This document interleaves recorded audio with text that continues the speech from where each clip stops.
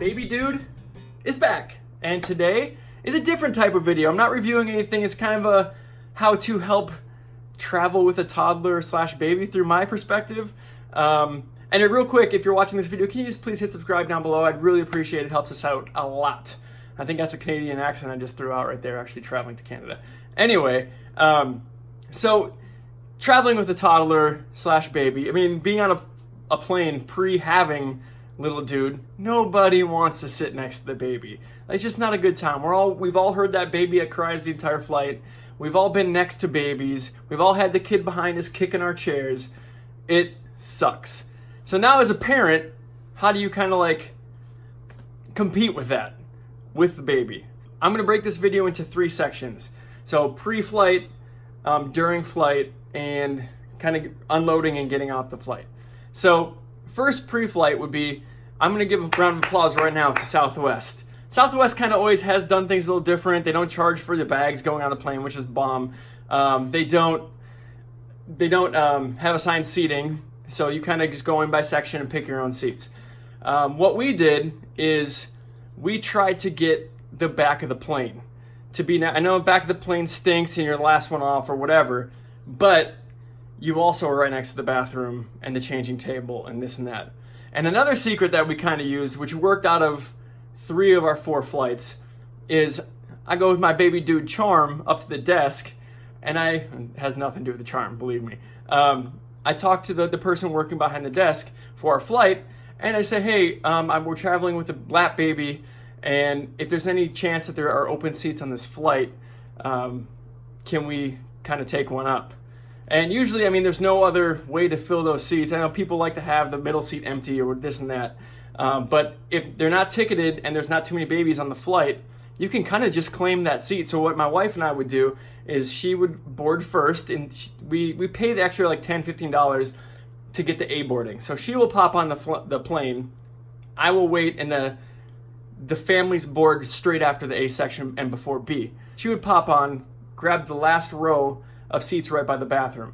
So no one fills up back there.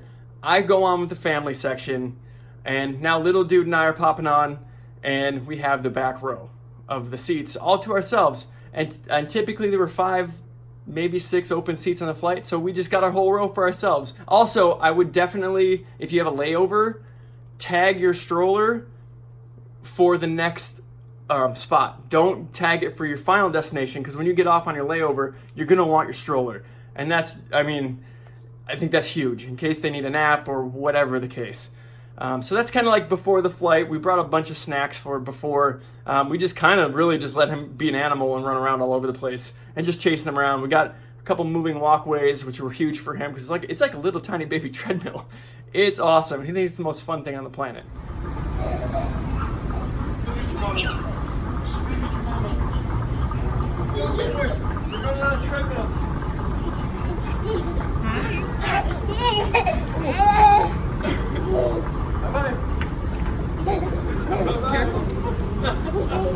Would be on the flight. So our flight, we left here in Los Angeles and we flew to Arizona. I think it's like an 1.5-hour flight. Little dude slept for a half an hour, and that was really early in the morning. So I think we really didn't have to entertain too much there. He was just tired. The things we did on the flight were we packed a little like travel bag for him and a ton of snacks. We packed so many snacks. Just kids eat. It's not what we want to do, but just keep snacking because it keeps them busy. And it's little low-calorie stuff, little like puff balls or whatever. Anyway, some things that we kind of picked up for this flight. We got this little pillow. Little dude likes buckles, so we figured this would keep him busy for a little bit. 3 buckles, you just kind of place them in or whatever. Didn't do as much as we thought it would. He was pretty over it, and he pinched his fingers in this one. It's kind of sad. So that one, no bueno. This one actually did work for quite a while. Just little shapes. These are like $1 at the dollar store. They clip in and out. And he just kind of played with them, fiddled with them. It was pretty good, pretty awesome. A couple other things. We had a couple books. like just soft little felt books, just stuff that if he lost or got kicked around on the floor was not a big deal. stickers. He now, well, I don't say he loves stickers, but he likes to stick them on things and stick them on me and play around with them a little bit. And a little coloring book. And this is from the Tantrum box, which we are going to review soon. And you'll like that. I think it's a pretty cool little box. It's more of a tantrum, fixer than anything. So that's kind of what we did on the flight. And this is the part, parents, get ready. No one's going to appreciate this, but the iPad. Like, the iPad is so huge. And like, we're not showing him crazy movies, whatever. We downloaded on YouTube a bunch of, he loves this little Coco Melon cartoons. That's a little jingle. And we watched so many of those. And I hate, it's mostly just when he started getting super restless.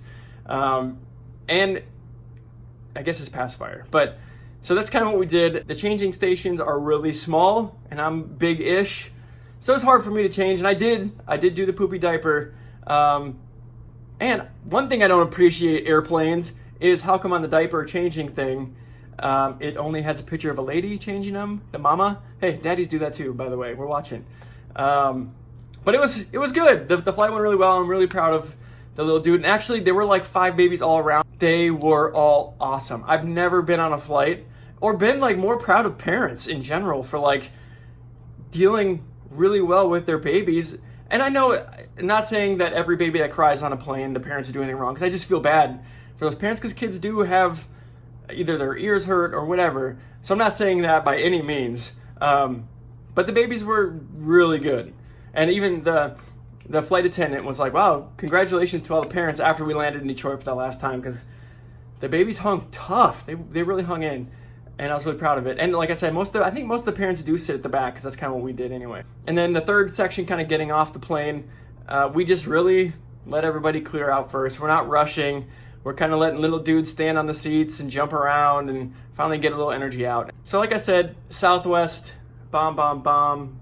I'm talking about airplanes. That's probably not the right thing to say. Awesome, awesome, awesome. I think it might, I don't think any other airline is going to let you kind of just hijack a seat. God, I gotta stop. Oh my God. It's gonna let you take a seat that's being unused and move you around and things like that. So the Southwest win, win, win. Appreciate you for watching the video. That's it. I just wanted to throw out a little like traveling video and just things we packed. I guess I could do it. Let me know below if you want me to do a video on how we packed for like the 5-6 days we were there. I'll just say too much, but what else you do? Thank you so much. And again, subscribe down below. Thank you for watching. Have a good day. Baby dude, out.